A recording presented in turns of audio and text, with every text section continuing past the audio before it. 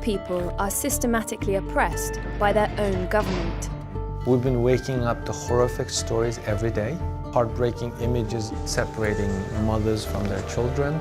They live in a police state, where they're monitored by one of the most advanced and intrusive surveillance systems in the world. Imagine that the police force you to stand in front of a camera for biometric data collection. Every online activity is tracked. Imagine that the police force you to install a spying app on your phone. Their religion is restricted. Many traditional Muslim names are even banned for newborns. Party officials are frequently attacking Islam as very old-fashioned, very backward. These are some of the suspected detention camps where an estimated 1 million Uyghurs are held. Many of them have not been heard from since being detained.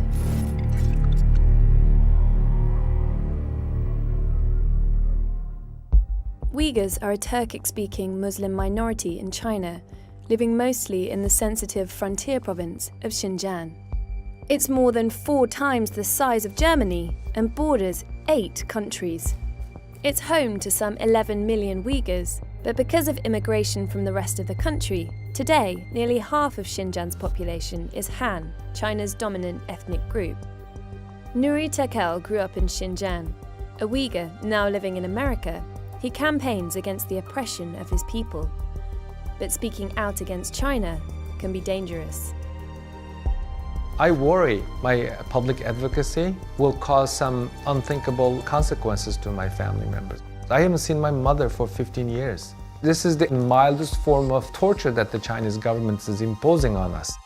The Communist Party seems determined to crush Uyghur identity and is going about it in a systematic way.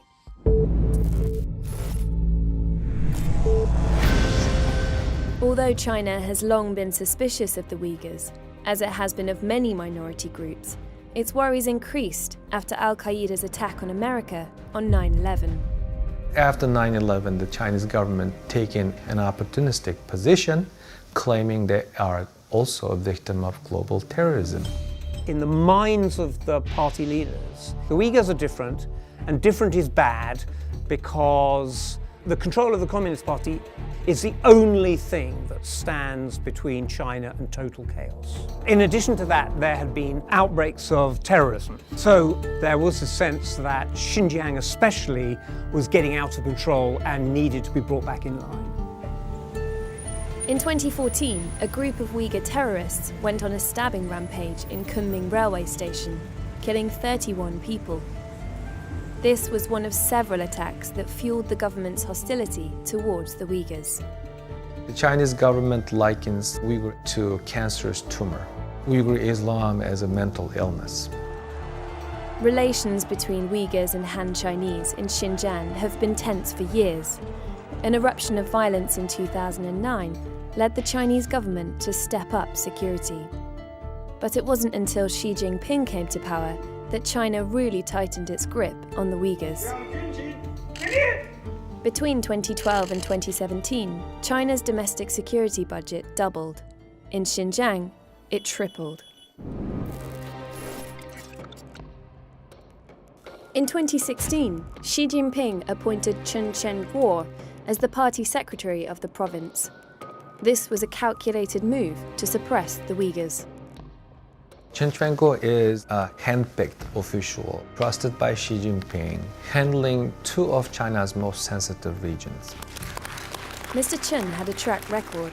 He was party boss in Tibet from 2011 to 2016, another region where China wanted to crush ethnic unrest. He introduced a system of pervasive and insidious control. He increased police presence, stepped up the communist propaganda campaign in Buddhist temples, and created a culture of fear, encouraging neighbours to spy on one another. Now, he has taken these tested methods to Xinjiang.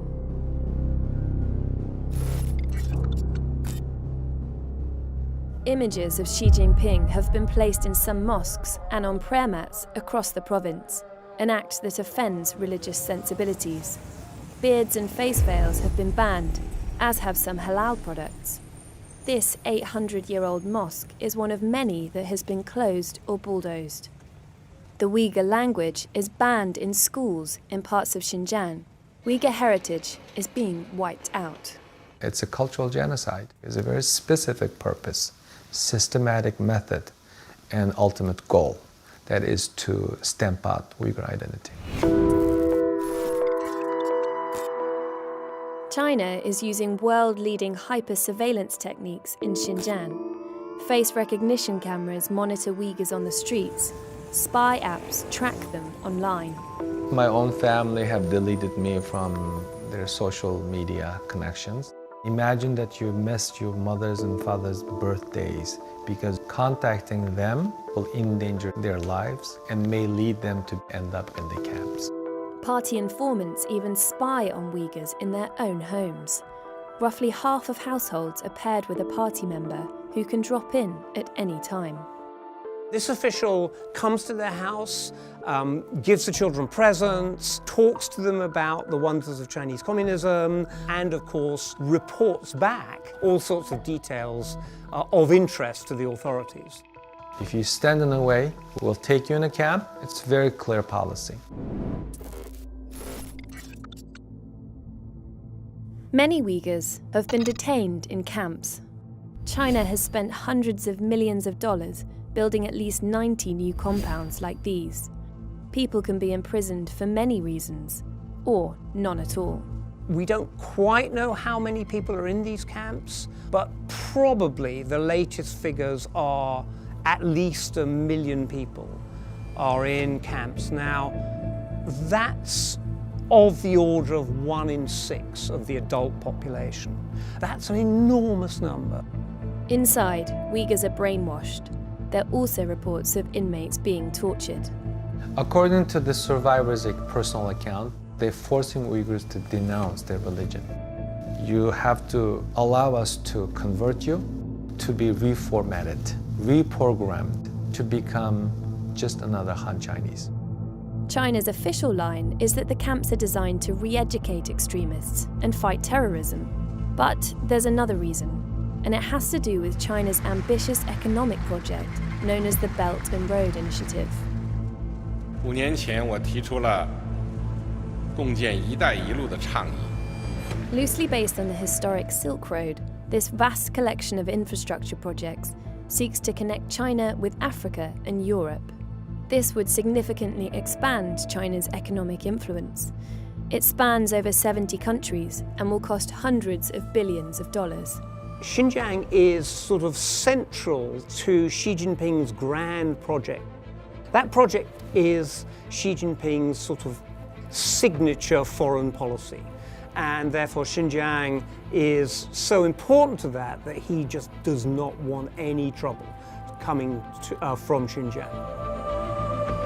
The Uyghurs are victims of China's determination to exercise complete control over its population. Their future is uncertain. I don't want you to end up in history books. I want to live just like anyone else. And my people deserve to live in this world with respect and dignity.